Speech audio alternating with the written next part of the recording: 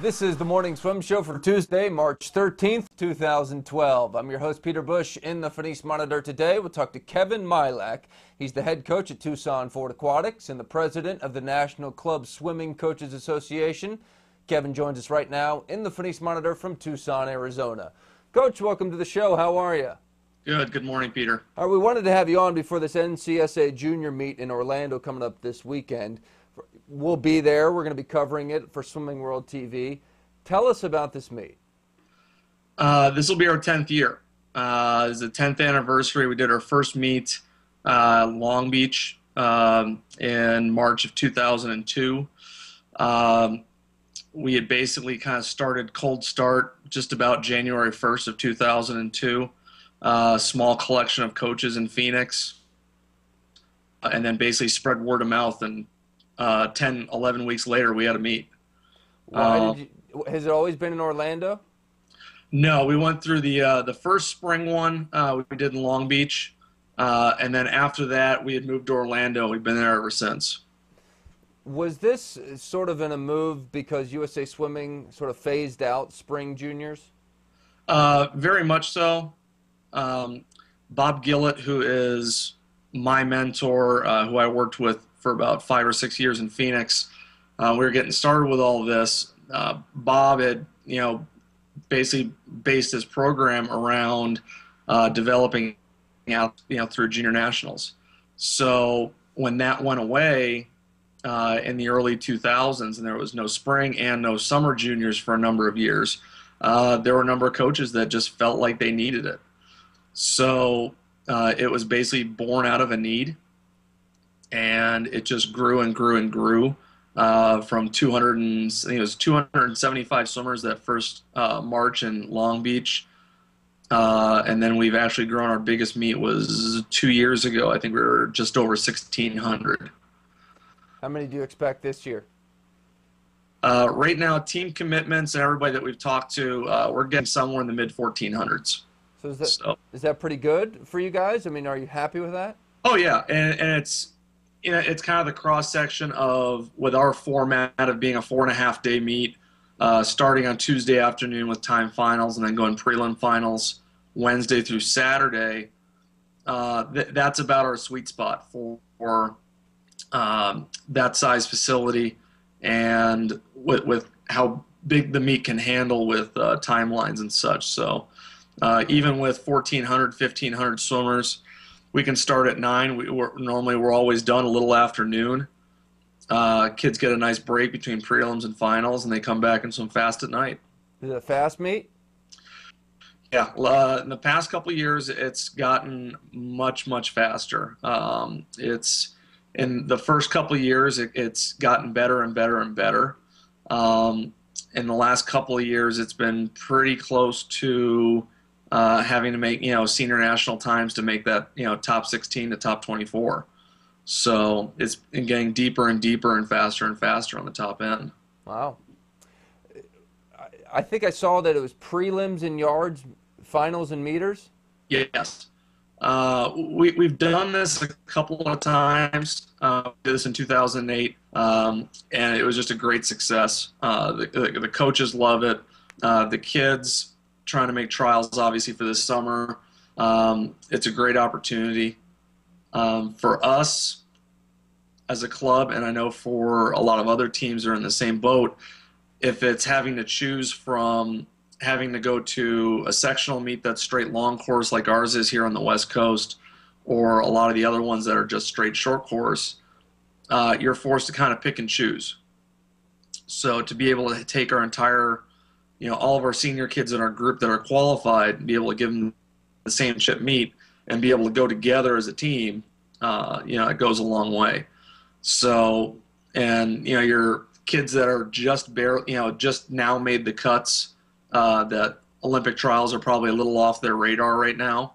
They still get to have a short course championship meet, tapered swim at the end of the season and get those yard times. And then those kids going for trials can get up and see what they can do at night. I haven't honestly talked to my dad about this specific issue since he became national team director for USA Swimming, but I'm curious, have you guys had conversations with them about the future of your meet? Would they like to get back into, a spring juniors?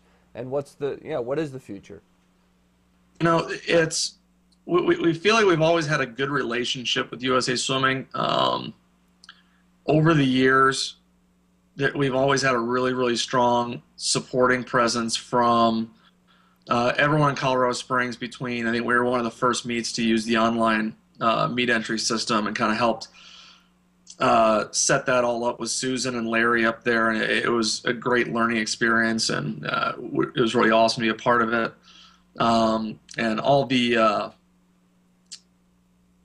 coaches, reps, and all the team support, the club support people, the Dave Thomases of the world, and they would always be coming out, and they're always out and showing up at our meets and hanging out and being with coaches, and always felt like there was a good working relationship. There hasn't really been any talks of, USA Swimming's going to take it over or any of that kind of stuff. We'd obviously love to support it. The coaches and the programs that have really supported this program, every year we have somewhere in the neighborhood of 250-ish clubs. They really love this format. They love where it is. They love the time standards. And there's a lot of people that really like the way that it's set up. So they obviously don't feel like sectionals is meeting what their team needs or something else. So, one of our biggest things in USA Swimming is the diversity between what one club might need is going to be very, very different than what another club might need, and just giving those club coaches the options to go and support their senior groups and their whole programs with what's going to serve them best. How is Tucson Ford Aquatics these days? That was a team that I used to swim for many, many years ago, and I know a lot has changed, but how are things? Tucson Ford is good. We just got back 2 nights ago. We just finished our senior champs up in Mesa. We won that for our senior kids. Kids swam just awesome. Across the board, new sectional qualifiers, new junior national qualifiers, new senior national qualifiers. So at every level, the kids swam great. We need you producing the next crop of Wildcats. We'll see. It's we have a lot of great kids coming up the pipe. I think we have somewhere in the neighborhood of about 10 to 12 kids going off to D1 programs this year. No Wildcats this coming year. There's a number of kids on the U of A team that I've worked with in the past, either as age groupers or as senior swimmers, and we definitely want to keep that pipeline open.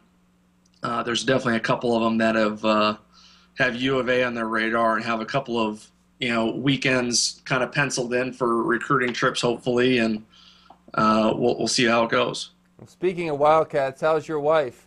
A lot of people don't know Kevin is married to former All-American Emily Mason. She's great. We have our 2-year-old daughter, Evie. Evie was born 2 years ago, a couple days before Christmas.